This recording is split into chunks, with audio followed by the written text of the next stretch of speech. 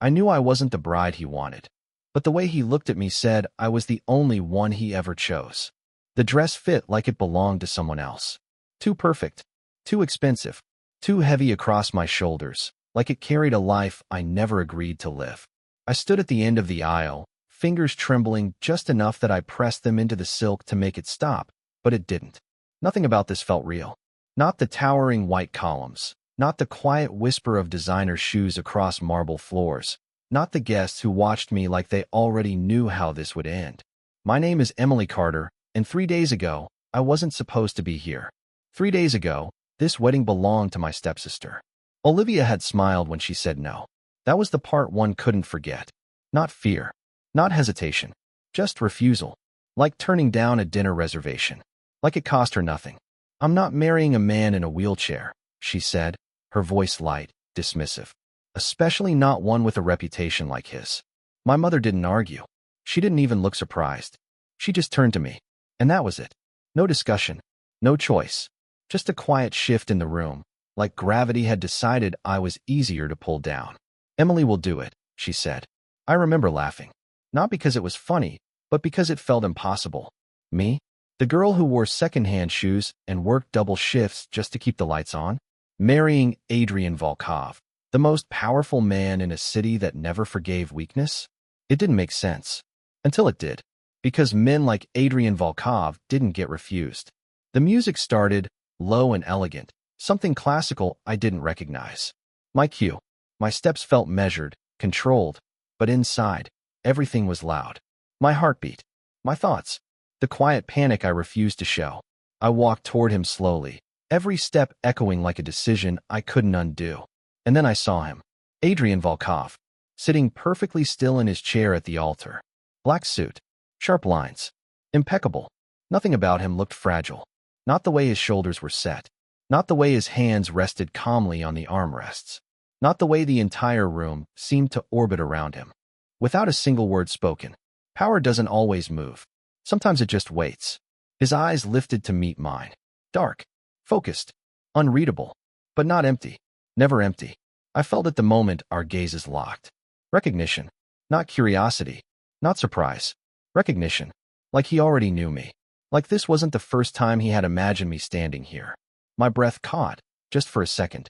And in that second, something shifted. Because I realized something no one else in that room seemed to notice. He wasn't looking at me like I was a replacement. He wasn't looking at me like I was second choice. He was looking at me like I was exactly where I was supposed to be. The officiant spoke, words blending into background noise I couldn't process. My focus stayed on him. On the way his fingers moved, just slightly, against the armrest. Too controlled. Too intentional. Not weak. Not passive. Something about it didn't match the story I had been told. This man wasn't broken. Not in the way they wanted me to believe. When I reached him, when I finally stood close enough to see the faint shadow of something behind his eyes, he did something no one expected. His hand lifted. Slowly. Deliberately. And he took mine. Warm. Steady. Firm. Not the touch of someone powerless. The touch of someone choosing. My pulse spiked. My mind scrambled to catch up. This wasn't part of the script. This wasn't how it was supposed to feel. I swallowed, forcing myself to stay still as the room watched us, as the moment stretched thin with unspoken tension. And then, just barely, so quiet no one else could hear it, his voice reached me. Low. Certain. Stay. One word. But it didn't sound like a request. It sounded like a promise. And that was the moment I realized something was very, very wrong. Because I wasn't the one being forced into this marriage. I was the one he had been waiting for. The words stayed with me long after the ceremony ended, echoing in the quiet spaces between each breath, as if it had carved out a place inside my chest and refused to leave. And even when the room filled with polite applause and the soft clinking of glasses, even when strangers stepped forward to offer congratulations, I did not feel. I could still hear it, steady and certain, like everything about him. Stay. And I realized with a slow, unsettling clarity that nothing about this day had unfolded by accident. Not for him. Not for Adrian Volkov. Because men like him did not rely on chance. They arranged outcomes. They moved people like pieces on a board no one else could see. And somehow I had become the center of it without understanding how or why. And that thought followed me as I was guided through the grand halls of his estate later that evening. The heels I wore clicking softly against polished marble floors that stretched wider than any space I had ever lived in, the ceilings high enough to swallow sound. The walls lined with art that looked like it belonged in museums rather than a private home. Everything about it designed to remind you that you were small, and he was not. And yet no one touched me, no one rushed me. Every staff member who passed lowered their gaze with a respect that felt deliberate, not forced. And that unsettled me more than fear would have, because fear I understood, but this careful, controlled deference felt like something else entirely, something planned, something expected. And when we reached the private wing, when the doors closed behind us with a quiet finality, the world seemed to narrow until it was just him and me and the space between us. And for the first time since the ceremony, I allowed myself to really look at him without the weight of 100 eyes watching. Adrian sat near the floor-to-ceiling window, the city lights casting long shadows across his face, outlining sharp features that remained unreadable, composed, as if nothing about today had required effort from him at all. And yet I could not forget the way his hand had felt around mine, the strength in it, the control, the intention. So I stepped closer, slow, cautious, like approaching something that might shift if I moved too quickly, and I told myself it was just curiosity, just nerves, but deep down I knew it was something else, something pulling me toward answers I was not sure I was ready to hear. "You said stay?" I whispered, the words leaving my mouth before I could stop them, and for a moment, nothing changed. The room remained still, the air quiet, but then his eyes lifted to mine again, that same focused intensity, and it was there again, that recognition, like he was confirming something only he had ever known. "I did," he replied, his voice low but steady, not a hint of hesitation, not a trace of apology, as if that single word had been inevitable. And something in me tightened at the certainty in it, because I had expected distance, maybe indifference, but not this, not the quiet way he held my gaze like it mattered, like I mattered, and I should have stepped back, should have reminded myself what this was, a transaction, a replacement, a decision made for convenience. But instead I stayed exactly where I was, my heartbeat betraying me with every second that passed. And then I noticed it again, the smallest shift, the way his fingers moved slightly against the armrest, controlled, precise, not random, not weak, and my breath caught because I knew what I was seeing, or at least I thought I did. "This does not make sense," I said softly, more to myself than to him. But his expression did not change. If anything, it sharpened, like he had been waiting for that realization to reach me. "Most things do not," he answered, and there was something beneath the words, something that felt like a warning and a promise at the same time.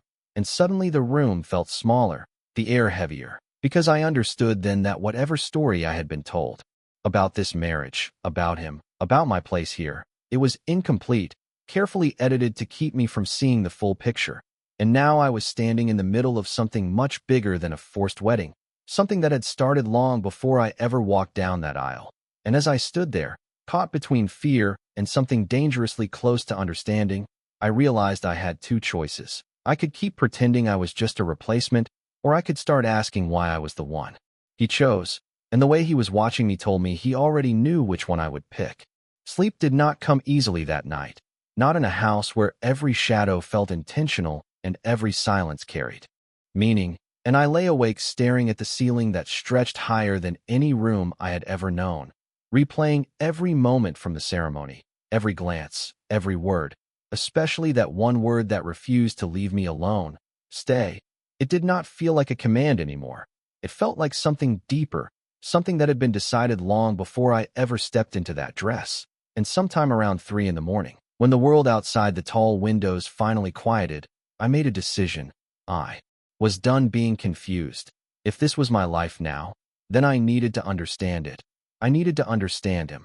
So the next morning, I got up before anyone came to check on me, before the staff could guide me through another day of polite control, and I walked the halls alone, memorizing turns, counting steps, noticing details that most people would ignore, cameras tucked into corners, doors that required keycards, guards who pretended not to watch me but never actually looked away. This was not just a home. It was a system, precise and deliberate, and I was inside it, whether I wanted to be or not. When I finally found him again, he was exactly where I expected him to be, near the window, the same position, the same stillness, like time had paused around him and never quite restarted. "You are avoiding me," I said quietly, stopping a few feet away. And for a second, I wondered if I had imagined the tension in his shoulders, the almost imperceptible shift when he heard my voice. But then, he turned his head, slow, controlled, his gaze settling on me with that same unwavering focus. "I do not avoid what belongs to me," he replied, and the words landed differently this time. Not sharp, not threatening, but certain, like a truth he had already accepted. My chest tightened, not with fear, but with something far more complicated, something that made it harder to breathe. "I am not something you can just decide belongs to you," I said, forcing my voice to stay steady, forcing myself not to step back under the weight of his presence. And for a moment, something flickered in his expression, not anger, not irritation, something closer to patience, like he had expected that answer, like he had been waiting for it. "Then prove me wrong," he said simply. And that was when I realized he was not trying to control me the way I had assumed. He was testing me, pushing me to see if I would push back, and something inside me refused to back down. So I stepped closer, close enough to see the faint tension in his jaw, close enough to notice the way his fingers rested again on the armrest, too precise, too aware. "You are not as helpless as they said," I whispered, my eyes fixed on his hand. And the silence that followed was not empty. It was charged, filled with something unspoken that stretched between us. And then slowly, deliberately, his fingers moved, not by accident, not by reflex, but by choice. My breath caught as the truth settled in, heavy and undeniable. "You knew," he said, his voice quieter now, but no less certain, like he had been waiting for me to see it, waiting for me to say it out loud. "Why would you pretend?" I asked, my voice barely above a whisper, because the answer mattered more than I wanted it to, because it would change everything I thought I understood about him, about this marriage, about my place in it. And for the first time since I met him, Adrian looked away, not out of weakness, but calculation, like he was deciding how much to reveal, like every word had weight. "Because sometimes," he said slowly, "it is safer to let people underestimate you." And the simplicity of the answer did not make it less powerful. If anything, it made it more dangerous, because it meant everything I had been told was a version of the truth, not the truth itself. And as I stood there, the distance between us no longer feeling as clear as it had before, I realized something else, something that sent a quiet chill down my spine. If he had been pretending for everyone else, then the only question that mattered now was why he had stopped pretending for me. The question stayed between us long after I asked it, not because he refused to answer, but because I could feel that whatever truth he chose to give me would change the rules I had been trying to follow since the moment I stepped into this house. And for the first time, I understood that this was not about fear or control in the way I had imagined. This was about information, about timing, about what he decided I was ready to know. And that realization unsettled me more than anything else, because it meant I was not just reacting anymore. I was being positioned, slowly, deliberately, into something I could not yet see. "You stopped pretending with me," I said quietly, holding his gaze even when every instinct told me to look away. "Why?" The word came, out steadier than I felt. But inside, everything was shifting, recalculating, trying to catch up to a reality that no longer made sense. Adrian watched me in silence for a few seconds, not dismissing the question, not deflecting it, just studying me like he was measuring something I could not see. And then, finally, he spoke. "Because you noticed," he said, simple, direct, but it was not the full answer. I could feel that immediately. That was not the reason. That was the excuse, and something in me refused to accept it. "That is not enough," I replied, stepping closer again, closing the distance he seemed so comfortable maintaining. "People notice things all the time. That does not mean you change your strategy for them." The corner of his mouth moved, not quite a smile, but something close to acknowledgement, like I had said exactly what he expected. "Most people do not keep looking after they notice," he said. And there it was again, that subtle shift in the air, like every word he spoke carried two meanings, one obvious and one hidden just beneath the surface. My pulse quickened as I processed what he was saying. He had expected me to stop, to accept the version of reality I had been given, to stay in the role of the replacement, quiet, compliant, invisible, but I had not, and that changed something, not just for me, but for him. You wanted me to figure it out, I said slowly, the realization forming as I spoke it out loud. And this time, he did not look away, did not correct me, did not deny it. He simply held my gaze, steady, unflinching, and that silence confirmed more than any answer could have. Why? I asked again, softer now, because this question mattered more than the first one, because it was no longer about what he was hiding. It was about what he wanted from me, and that was far more dangerous. Adrian exhaled quietly, the first sign of anything resembling restraint or hesitation, and then he shifted slightly in his chair, not enough to break the image he had created for the rest of the world, but enough that I could see the control behind it, the precision, the intention. Because I needed to know, he said, his voice lower now, more focused, if you would. Stay when you had a reason to leave. The words settled heavily between us, and for a moment, I could not respond, because that was not what I expected, not manipulation, not obligation, but a test, a quiet, calculated test that had been unfolding since before I even realized I was part of it. You think I would have left? I asked, my voice barely above a whisper, and something in his expression changed, not doubt, not uncertainty, but something closer to certainty that had already been decided. I knew you would try, he said, and that answer hit harder than it should have, because it meant he had already mapped out my reactions, already anticipated my choices, already built this entire situation around the person he believed I was. And the most unsettling part was that he might not be wrong. I folded my arms slightly, more to steady myself than to create distance. You planned all of this, I said, not accusing, not questioning, just stating what had become impossible to ignore. And for the first time, Adrian did not respond immediately, his gaze shifting past me for a brief second, like he was considering how much of the truth I could handle, how much he was willing to give, not everything. He said finally, his voice measured, controlled, but not dishonest, just the part that mattered, and something about the way he said it made my chest tighten, because I understood then that this was bigger than a marriage, bigger than a replacement, bigger than anything I had been told. This was a decision he had made long before I had a say in it. And as I stood there, caught between the life I had been forced into and the truth that was slowly unfolding in front of me, I realized something that changed everything. I was not here because I had no choice.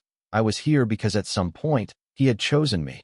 And now the only question left was whether I was strong enough to choose what came next. The silence after his words did not feel empty. It felt intentional, like he had placed something in front of me and was waiting to see what I would do with it. And for the first time since I arrived here, I did not feel like I was reacting anymore.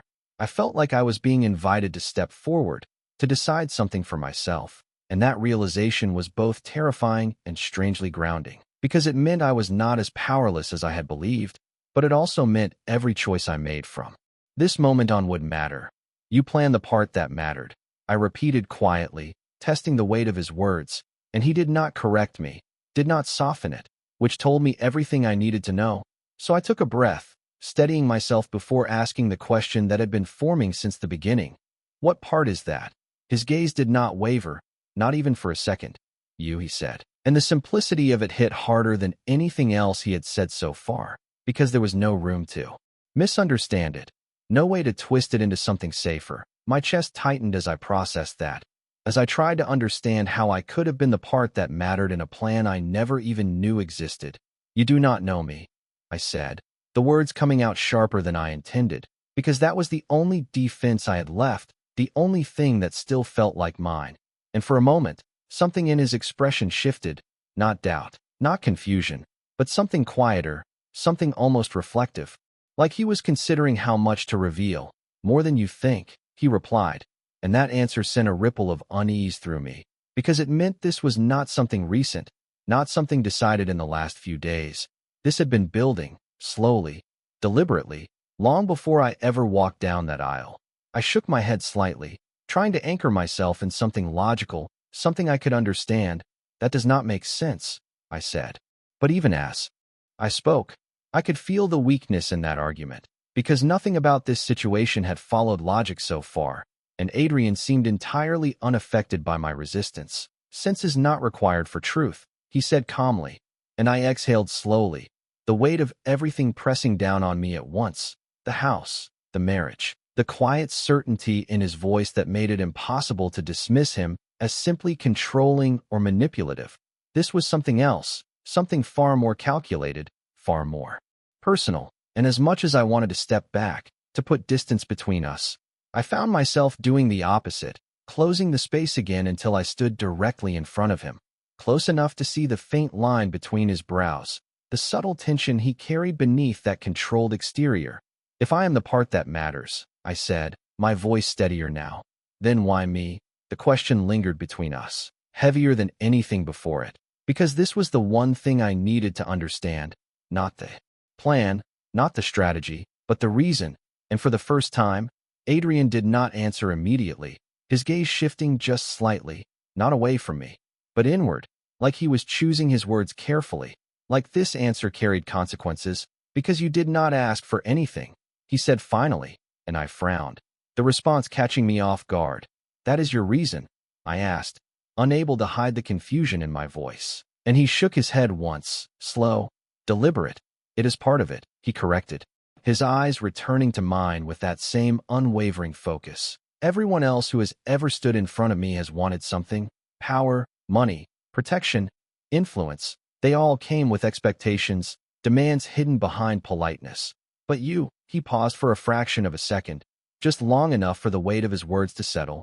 You stood there and expected nothing, and something in my chest shifted at that. Because he was not wrong.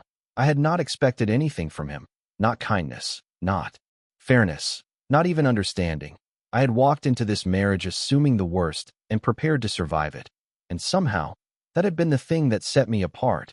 That is not a reason to build a plan around someone, I said softly, but the certainty in my voice had started to fade, because I could feel the logic in his perspective, even if I did not fully agree with it.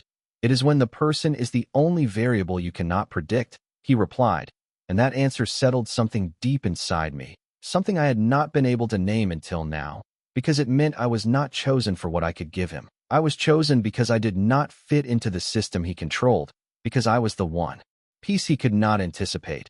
And as I stood there, looking at him not as a stranger anymore, but as someone who had been watching me long before I realized it, I felt the balance shift, not completely, not enough to erase the power he held, but enough to change the way I saw my place in all of this, because for the first time, I understood that I was not just inside his plan, I was the reason it existed, and that made walking away feel very different than it had before. It should have made things clearer, but it did not. It only made everything more complicated, because now I was not just standing in a situation I did not understand, I was standing in one where I mattered in ways I could not yet define. And that changed how every word felt, how every silence stretched, how every look from him carried something heavier than before. So I did the only thing I could do to keep myself grounded. I focused on something real, something tangible, something I could control. If you are not actually helpless, I said slowly, my eyes dropping briefly to his hands before returning to his face, then you do not need me the way everyone thinks you do. The statement hung between us, not an accusation, not a challenge, just a truth I needed him to acknowledge. And for a moment, he did not respond, but the air shifted, subtle but unmistakable, like I had touched on something that mattered more than anything we had said so far. Need is not always about capability, he said finally, his voice calm but layered, and I frowned slightly, because that answer was not simple, it was intentional. It meant something beyond what he was saying out loud. Then what is it about? I asked, stepping just a little closer without realizing it, drawn in by the gravity of his presence even when I told myself to keep distance. And this time, when he looked at me, there was something different in his eyes, something less guarded, not exposed, never that, but less distant, like he had decided I had earned another piece of the truth. Control, he said, and the word landed heavier than I expected, because it was honest in a way that stripped away any illusion I had been holding on to. You want to control me, I replied, my voice tightening slightly, because that was easier to understand, easier to resist. But he shook his head once, slow and certain. Not in the way you think, he said, and that only made it more confusing, more unsettling. Then explain it to me. I pressed, Because I was done accepting half answers, done standing in the dark while he decided how much I could see. And for a second, I thought he might refuse, might shut down the conversation the way someone like him easily could, but instead, he shifted again, just slightly, just enough that I noticed, enough that I understood he was choosing to engage. I control everything around me because I have to, he said, his voice lower now, more deliberate. People, outcomes, risks, everything is calculated, everything is accounted for, and there was no arrogance in the way he said it, just fact, just reality as he understood it. And I believed him, not because I wanted to, but because everything I had seen so far supported it. The house, the staff, the way no one questioned him, the way even silence seemed to follow his lead. But you, he continued, his gaze locking onto mine again, steady and unrelenting. You are the one thing in this house that is not controlled. And the words settled deep, deeper than anything else he had said, because they shifted the entire dynamic in a way I had not expected. I opened my mouth to respond, but nothing came out at first, because I did not know what to say to that. I did not know how to process being described that way, as something outside his control, something unpredictable, something he had chosen not to contain. That does not sound like something you would want, I said finally, my voice quieter now, more uncertain than I wanted it to be. And for the first time, something close to a real expression crossed his face, not a smile, not softness, but something that felt like recognition, like I had reached the edge of something important. Most men would not, he said, and there was a pause, just long enough to make the next words matter more. I am not most men. And the certainty in that statement did not feel like arrogance. It felt like truth, a truth I was beginning to understand whether I wanted to or not. I folded my arms slightly, more out of instinct than defense, trying to hold on to some sense of balance in a situation that kept shifting under my feet. So what does that make me?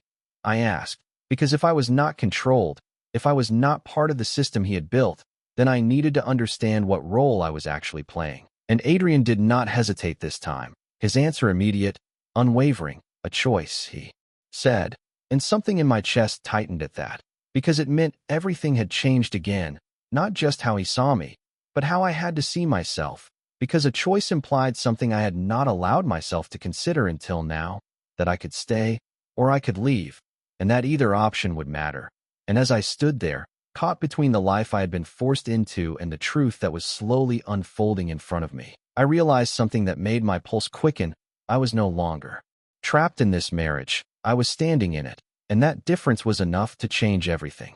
The word stayed in my mind long after he said it, not loud, not overwhelming, just there, steady and undeniable, a choice, and I realized how dangerous that was, not because it gave him power, but because it gave me responsibility, because if I stayed, it would not be because I had no way out, it would be because I decided to, and that meant everything that followed would belong to me just as much as it belonged to him. I turned slightly, taking a step back for the first time since the conversation began, needing space, not from him, but from the weight of what he had just placed in front of me.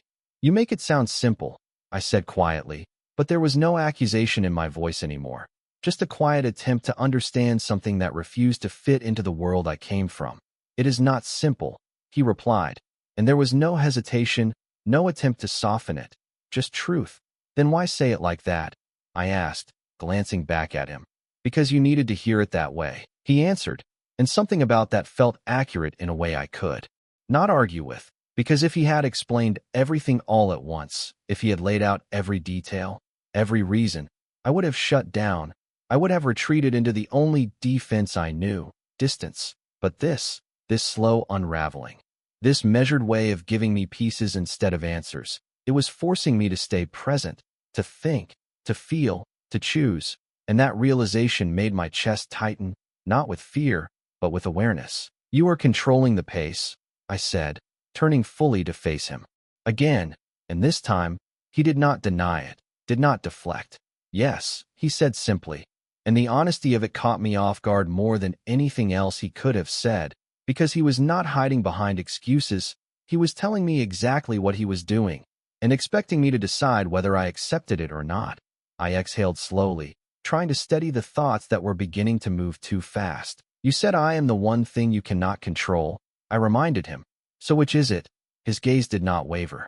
I cannot control what you choose, he said, but I can control how much you understand before you make that choice. And there it was, the line he had drawn, not around me, but around the information I was allowed to see. And somehow, that felt more honest than pretending I had all the answers. I looked away for a second, just long enough to gather myself, to process what that meant. Because it meant I was not being manipulated in the way I had feared. I was being guided, and there was a difference, a subtle one, but enough to change how I saw him, how I saw this situation. You think I will stay? I said, not asking, not really, just putting the thought into words. And for the first time, something shifted in his expression, not certainty, not calculation, but something quieter, something that felt almost like patience. I think you will decide for yourself, he said, and that answer should have felt safe, neutral, but it did not, because it meant he was not counting on my fear to keep me here. He was counting on something else entirely, something I had not fully identified yet. I took another step back, the distance between us growing just enough that I could breathe again, just enough that I could think without feeling pulled toward him. And yet, even as I created that space, I felt it, the invisible thread that had formed between us, not something I could see, not something I could touch, but something I could not ignore, because every word, every look, every truth he had given me had built it piece by piece. And now it was there, undeniable. You planned for everything, I said slowly, except me. And this time, something close to a real reaction crossed his face, subtle, controlled, but unmistakable. Not everything can be planned, he replied, and there was something in his voice that felt different, something less certain, less absolute. And that was the moment I understood, not completely, not fully, but enough to change the way I saw him. Because for all his control, for all his precision, for all the ways he shaped the world around him, there was one thing he had not accounted for, not truly, not completely, me. And as I stood there, no longer just the girl who had been forced into this marriage, but someone who could walk away or stay on her own terms, I realized something that made my pulse steady instead of race. Whatever this was, whatever he had built, whatever he had planned, it did not just depend on his choices anymore. It depended on mine too. I should have left the room then. Should have taken that moment of clarity and walked away before it turned into something else, something harder to define and even harder to escape. But my feet did not move. And that was the first answer I gave without saying a word, because staying still was still a choice, and I could feel him notice it, not in the way he had been watching before, calculating and precise, but differently, like he was waiting now instead of directing. And that shift unsettled me more than anything else, because it meant the balance between us had changed again, not completely, not enough to erase what he was or what this place represented, but enough that I could no longer pretend I was just being carried along by decisions that were not mine. You are very quiet, he said. After a moment, his voice low, steady, and I realized he was not filling the silence this time. He was letting it exist, giving me space to step into it if I wanted to. I am thinking, I replied, and even to my own ears, my voice sounded different, less defensive, less reactive, like I was no longer trying to push back against something I did not understand, but trying to stand inside it instead. His gaze remained on me, focused but not pressing. Then think out loud, he said, and there was no command in it, just an invitation, and that made it harder to ignore, harder to retreat, because it meant he was not trying to control the outcome anymore, at least not in this moment. So I took a breath, steady and deliberate, and let the thoughts I had been holding back finally surface. You said I am a choice. I began slowly, watching his expression carefully as I spoke, and you also said you planned the part that mattered, which means this was never random, not really, and he did not interrupt, did not correct me, which told me I was not wrong. So I continued, the words coming easier now that I had started. You knew I would be here, one way or another, and that means you made sure of it. The room felt smaller as the realization settled into something solid, something I could not ignore, and for a moment, I thought he might deny it, might soften it, but he did not. I created the conditions, he said, his tone calm, unshaken, but I did not force your decision, and there it was. Again, that line he kept drawing, not denying his influence, but refusing to take ownership of my choices, and that distinction mattered more than I wanted it to, because it meant I could not blame him for everything. I could not pretend I had no agency left. I swallowed, the weight of that realization pressing against my chest. You keep saying that, I said quietly, like it changes something, like it makes this different. And for the first time, he leaned forward slightly, just enough to close the distance in a way that felt intentional. It does, he said, his voice lower now, more focused. Because if I forced you, you would leave the moment you could, but if you choose to stay, you will not need to be kept here. The words landed deeper than I expected, because they did not feel like manipulation. They felt like understanding, like he had already seen how this would unfold and had built everything around that knowledge. And that made it harder to resist, not easier.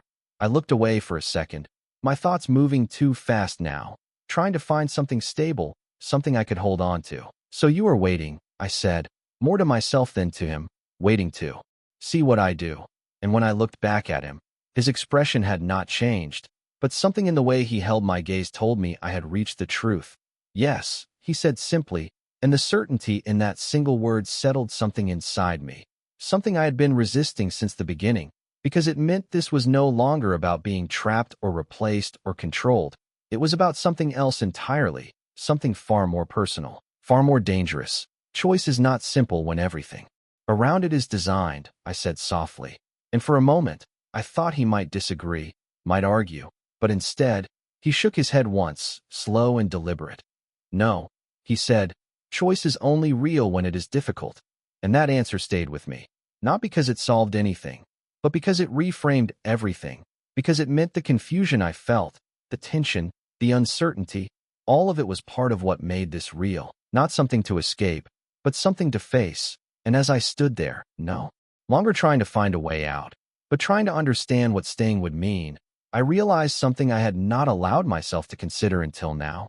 I was not just deciding whether to leave or stay, I was deciding who I would become if I did. The realization did not come all at once. It settled slowly, like something finding its place after being out of alignment for too long.